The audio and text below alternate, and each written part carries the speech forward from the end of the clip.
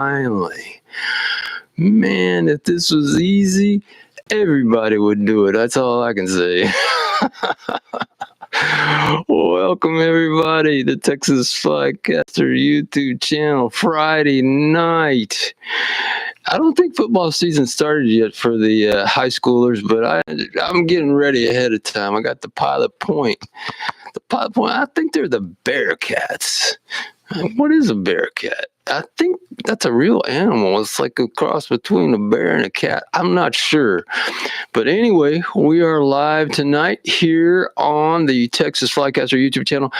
And I'm so happy to be here, people. I just want to cry. You know, really what it is I put moisturizer on so I would look all fresh. And oh my gosh, it got my eyes. So anyway, people, got a lot to talk about. I'm telling you, I am a very unhappy camper here in north central Texas, Denton, Texas to be exact. And this is all kind of wackadoodle to me as far as all these controls. I got wires all over the place. The only place I don't have a wire, I don't want to talk about. But let me just tell you that it's been a long week. I fished twice in 2 days and got stomped on by Lake Ray Roberts, and it led me to believe things that there's an elephant in the big room of the world, the globe, and I'm sorry, but we're gonna have to talk about it tonight. And it's one of those things that's very divisive, and it is controversial, it's political, it's all the bad things rolled into one. And so we're going to talk about it. Have some fun. How about that? No, it's really not fun. Anyway, I've got a list of things up here. Let me look. You know, let me just go back over the last few days. Golly, I had the third in the series on pond bass fishing. That pond was incredible. And I was so glad I got to go do that. Special shout out to a young friend of mine. He's not terribly young, but he's young. Lyle Bellows up there in Gainesville area. And that pond was not in Gainesville area, but it was out there where I used to work in the oil fields and Montague County. And I really am starting to be enamored with Montague. And just the topography, there's more water there. It's a lot cooler there. There's no traffic. It is a fine, fine place to reside. But nevertheless, I'm still here in Denton, Texas, and this is Fish Camp North, in case you haven't figured that out. And let's talk a little bit about the pond series. 2 of those ponds were in Montague County. One of them is in Denton County, just real near here, right, 10 miles away or something. And that one was less productive, but, you know, it could be me. You know, it could just be me. These 2 up there in Montague are those water conservation ponds, and they were pretty fantastic, you know, and they were very, very different in their composition and in the actual like methods to use for fly fishing these small ponds. If you're doing small ponds and you've gotten off the big water, thank God, the big water is just sucking big time right now here, at least my local pond, Lake Ray Roberts. You know, it's kind of funny because we adapt and adopt waters that are nearby and call them our own. Our own lake, my local lake, my home court is what it amounts to. My home field. Let's go with the football analogies tonight. It's my home field, and I usually have the advantage, but I am getting my hiney handed to me on Lake Ray Roberts 2 days in a row, like I said, and just led me to ponder my own existence, which is not good. I don't like doing that. I like existing without thinking about it. But anyway, that's a topic I'm gonna get to because I don't want to ruin the night with that. You guys, if you are into fly tying, you know we try to tie flies a season ahead kind of thing. So really, and it depends on where you're thinking too. For me, I'm feeling very, very salty after all my frustration here and need to put a little salt in my wounds and hit the coast. So I've got a lot of saltwater flies because I go so rarely and I tie so frequently in the cold months that my saltwater flies number in the, I don't know, 200-300, something like that. That's no exaggeration. I'm not prone to exaggeration. I'm only prone to the truth, people. So that's that. Anyway, I don't even know if you guys can hear me. Can you hear me at all? I see nothing there. Yeah. Can you hear me? Gosh, I hope you can, because I can sure hear myself. The microphone's not moving though, and I've been going on and on and on. So let's see what's happening right now. Can you hear me? I'll just key this in. CNYU me.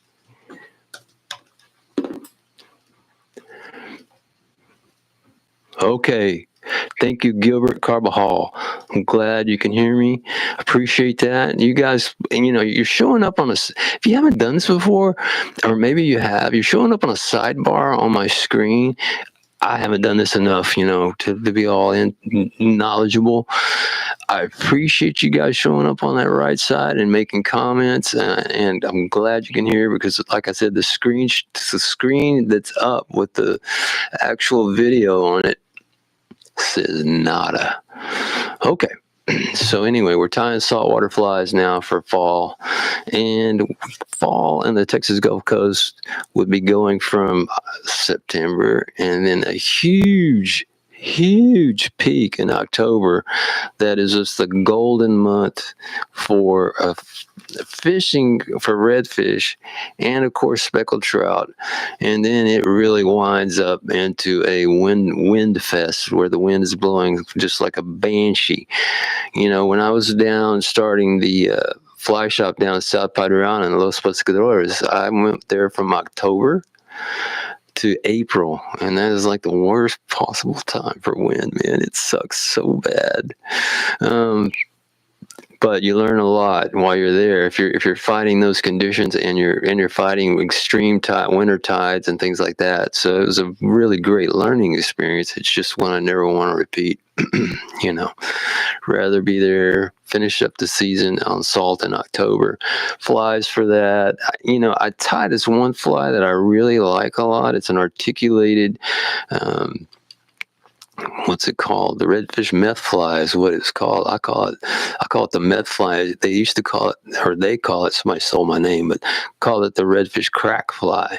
You just take the crack fly and put one articulated joint in it, those Blaine chocolate type joints, and it's amazing, because what that does is that fly will go down. You got pretty heavy eyes on it, so it'll go down on the grass, but then that jointed part will stay out like a shrimp does when it's digging in. It's just redfish, not that picky, really. Okay, speckled trout, a little more difficult. I flies for specks with circle hooks because of their tender outside of their, or not the outside, but actually the behind the lips of their mouth is very, very, very tender. So you gotta,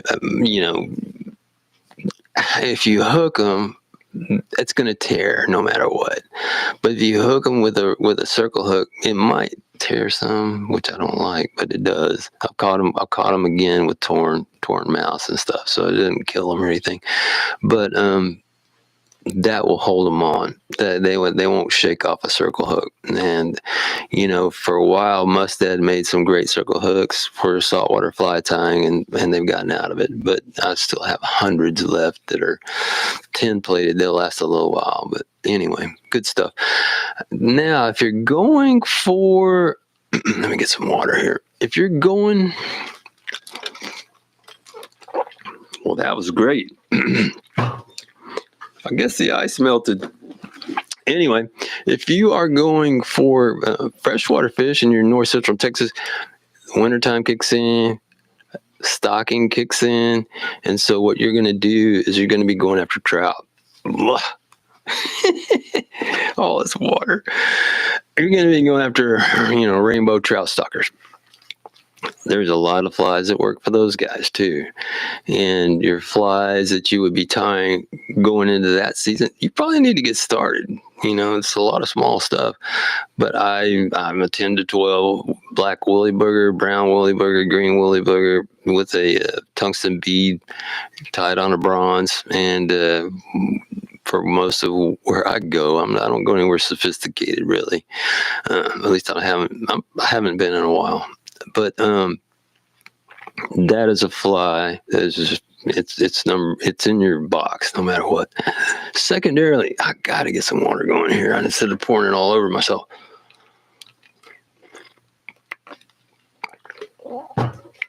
That was better.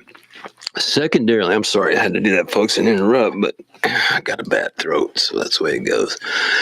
Secondarily, we're looking at just tie a mop fly and forget about it. Just swallow the pride.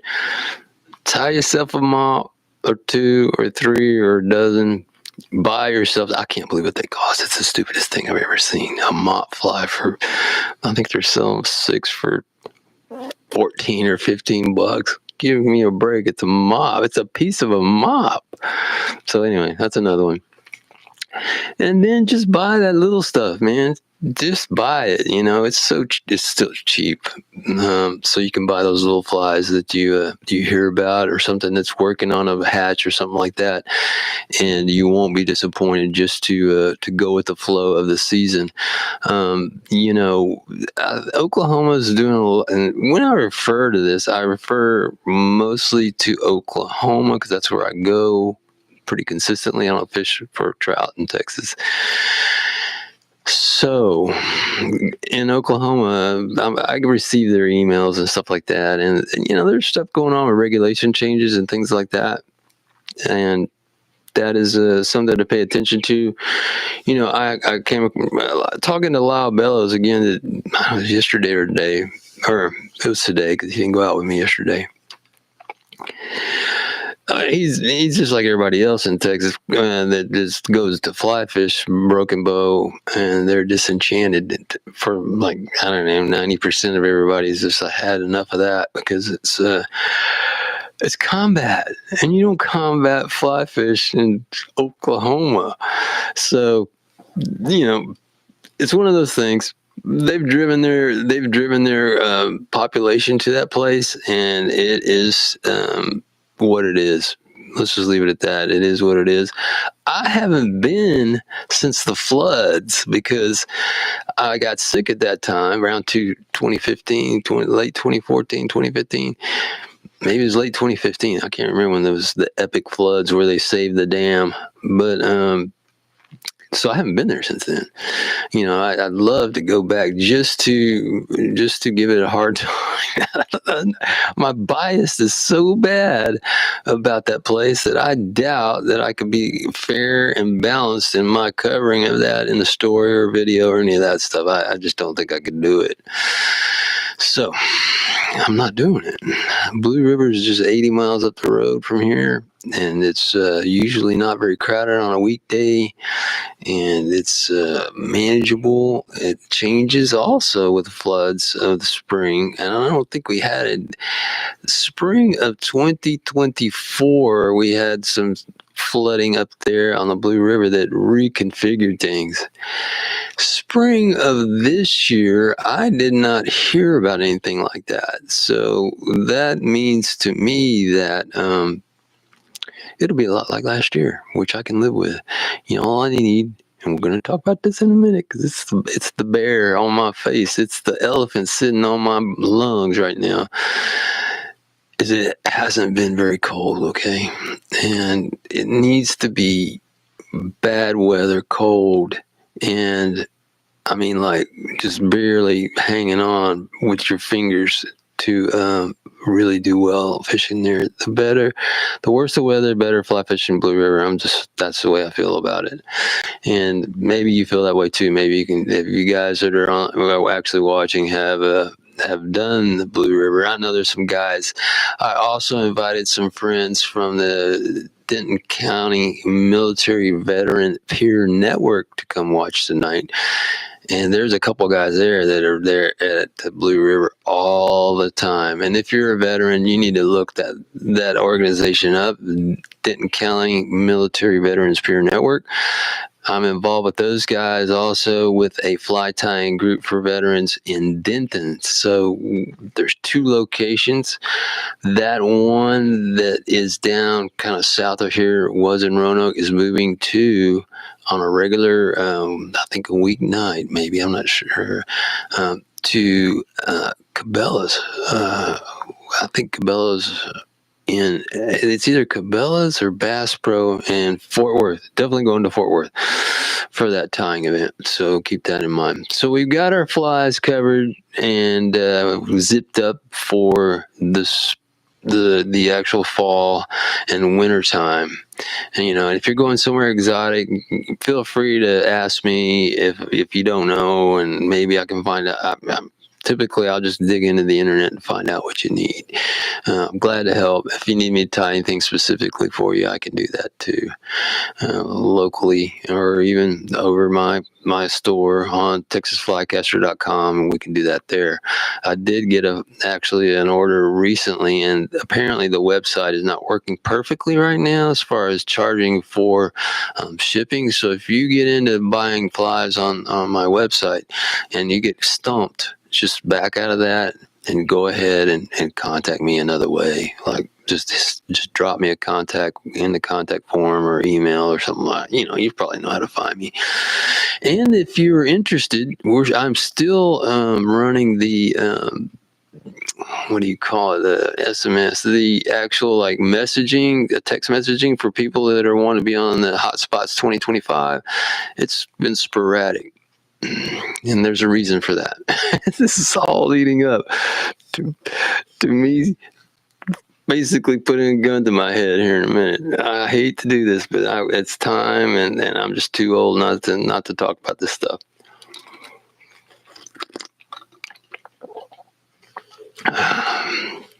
When I talk about when I'm old, I start thinking about when I was young.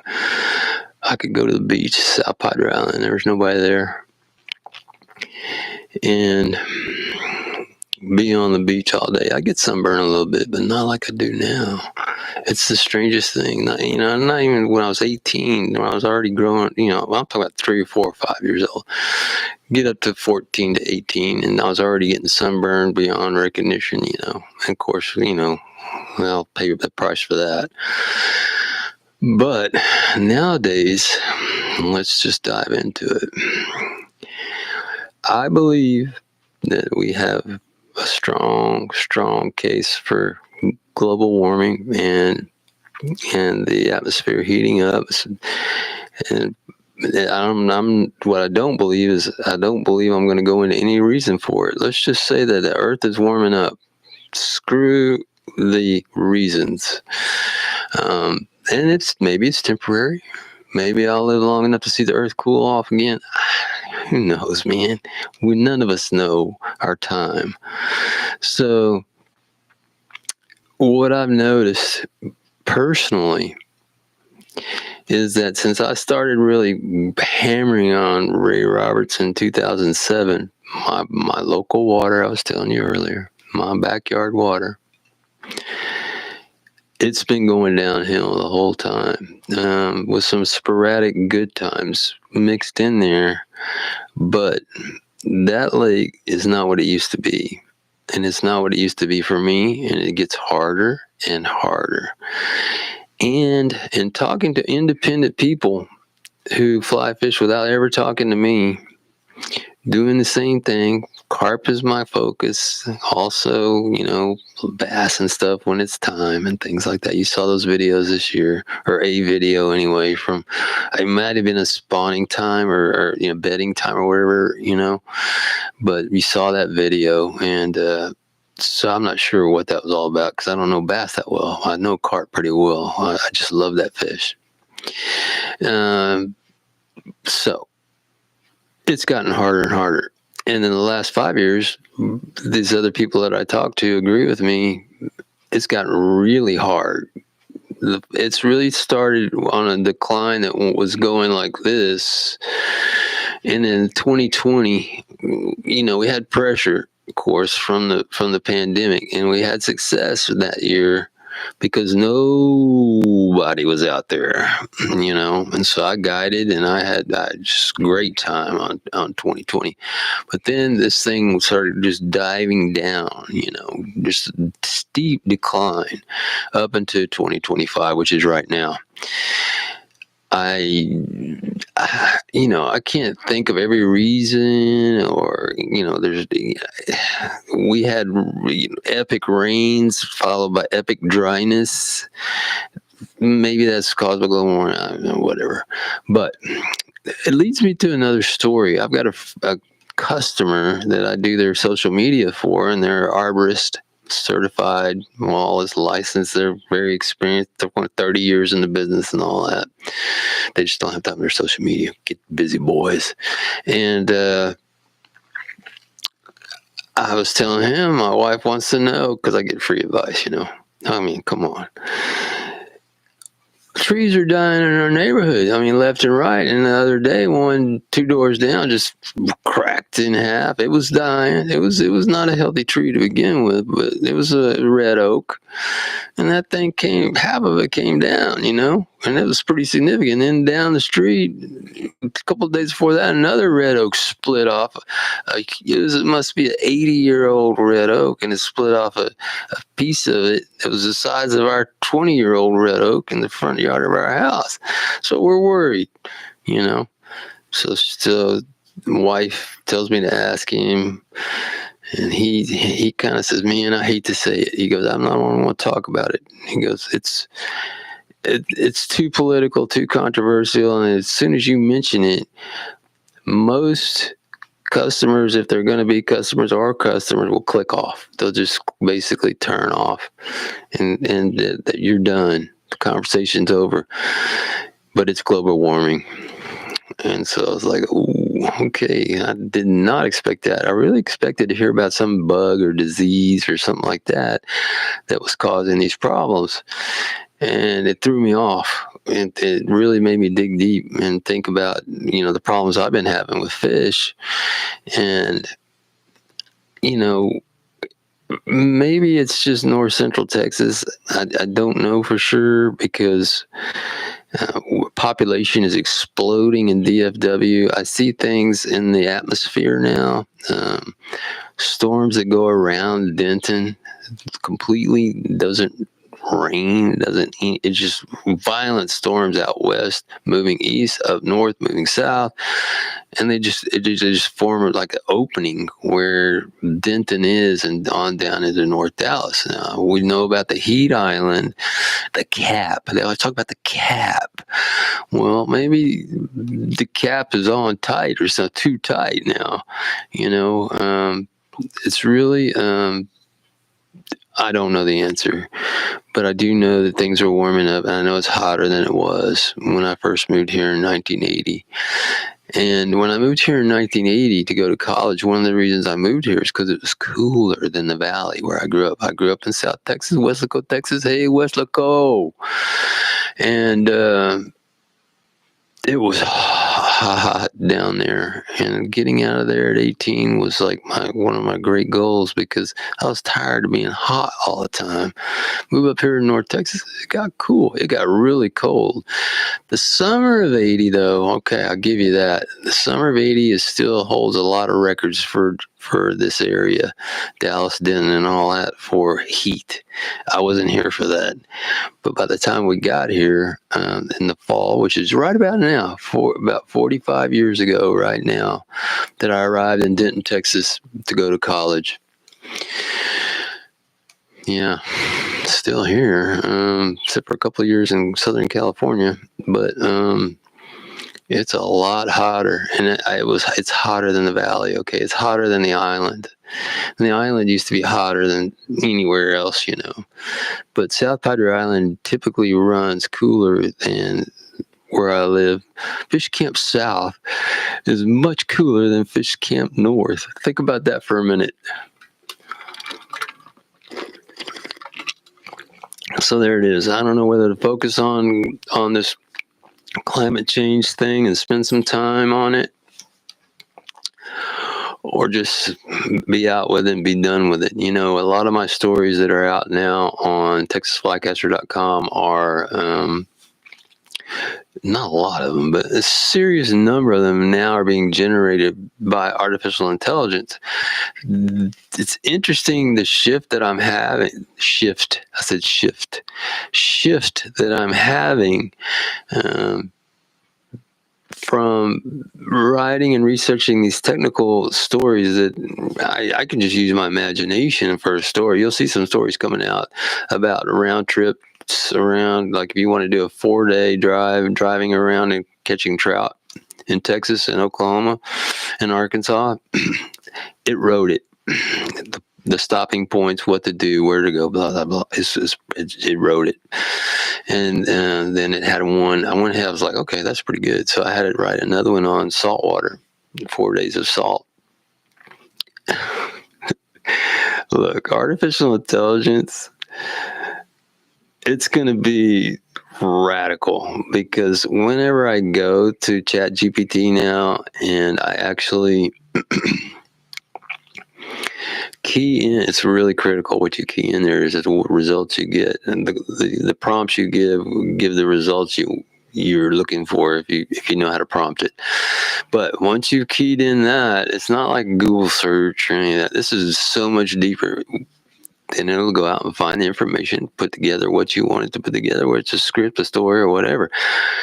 The thing is while you're not on there, it's accumulating information just for you. In other words, it knows your tendencies when you come back, that you're going to want to write a story or have it write a story about fly fishing. So it's been out there gobbling up fly fishing stories, fly fishing data, locations. It eats through chat boards, message boards. It eats through everything, including my own website, so that it can gather enough information to write stories that work. That's 30 minutes anyway, with an awful start. But anyway, so ChatGPT writes my technical stories now, and I probably will until I say it doesn't. You know, I don't. It's great because I went down the rabbit hole of writing creative and technical, and now it's just going to be creative writing for me, I hope, and less of the who, what, when, where, how, and why kind of thing. I'd love to hear from you guys on whether or not you're actually on. If you're on, I see you guys on the side still hanging in there. If you are reading my stories, I'd like to know what you like to read. It's funny to be on video talking about, you know, what to read, and I'm on my stories. I talk about watching videos, so it's kind of a crossover thing, and it's kind of strange, but it's not, you know, it is what it is. Again, my favorite term of this decade is it is what it is. I appreciate you guys watching. I don't see a whole lot of visitors, but I definitely am very happy that you came. And this will be recorded. I still only got a couple of guys here. I can't tell, and this thing doesn't tell me. Yeah, it kind of does up there, tell me who's on. And if you have any questions, type them in there in this chat side, and I'll sit here and stop talking. I can't believe it. I'm going hoarse now. It's like I was at a football game or something. How those Cowboys doing?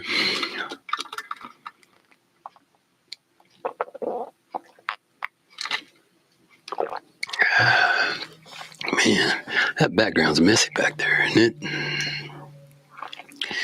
Anybody got a question? Glad to try to answer your questions, guys. And I'm right here right now, and I will be here. I'm going to try to do this every Friday night for the people that don't go out and party. That's what this is all about. I got nowhere to go. I got nobody to see. wife and I are here. She's got her knee replaced, and so that went well, incredibly well. 4 weeks ago, and she's already on a cane. Man, if you need a doctor name for a knee replacement, get a hold of me, because this guy is magical. And she said that she had seen some other knee replacement surgery. She got on the chat discussion board, and it was awful, horrendous, absolutely medieval, and hers was not. It was fantastic. So, okay, guys, what else would you like to talk about tonight? The fishing in Ray Roberts is off. And when I say off, I'm going to finish where I started. I really need to catch some fish to eat. And I like sand bass, and I like the sand bass blitzes. It looks a lot like a saltwater blitz of any kind of fish that blitzes on saltwater, and it's fun. They're just small, okay? But the blitzes, for example, of something that's disappeared off of our radar here in Ray Roberts, used to be acres, 2-3 acres in size sometimes. Birds on top, birds searching. You follow and look for birds to lead you to this fish schooling on top and chasing and just shattering bait. None of that. Not happening. 2 years in a row. I have guys that are conventional guys that walk up to me at the boat ramp and say, "Man, what's going on?" And they recognize me from years past. I'll say, "I don't know." They go, "What are you talking about?" Well, there's no sand bass. I'm like, "Well, yeah, you're right. There's no sand bass. I don't know what the problem is, but there's no sand bass." So that's that part of it. And then the carp are acting very, very strange. Right now, they're not nearly as many. I mean, we're talking like 20% of normal quantity, maybe 20%. I'm gonna cover some more lake in next week, and just to make sure. I love to be proven wrong, and that's what I try to do. So all this talk about global warming, for whatever reason, I don't care. Like I said, I like to be wrong. I like the people that go ahead and dig into research, go out and do it. I have people that go, "Oh, you said you can't catch carp in December." And they got a picture of a carp in December. It looks kind of frostbit, but they went and did it. And that's what I like. They went out there and they did it. And so whether I'm wrong or whatever, I don't care. They went fishing. So that's the number one thing. Anyway, yeah, so people are stopping at the ramp and going, scratching their heads because they're not catching. They're coming back with no sand bass. What I'll do is I want to prove myself wrong too. So what I'll do is keep after the sand bass in the morning time, which was normal. The blitzes were normal in the morning time. And then what I will do is hit the real illustrious, really top shelf spots for carp and see if that works, because maybe they're there. I've been going to some abstract places for carp, and I need to probably hit the good old standbys and see what happens there. But I'm just, confidence level on good activity and good action is pretty low. All right, guys, I've wasted enough for your Friday night. I think this will be recorded for anybody else to watch. I hope that I sound good right here. Hope I sound good out there. Thanks for watching.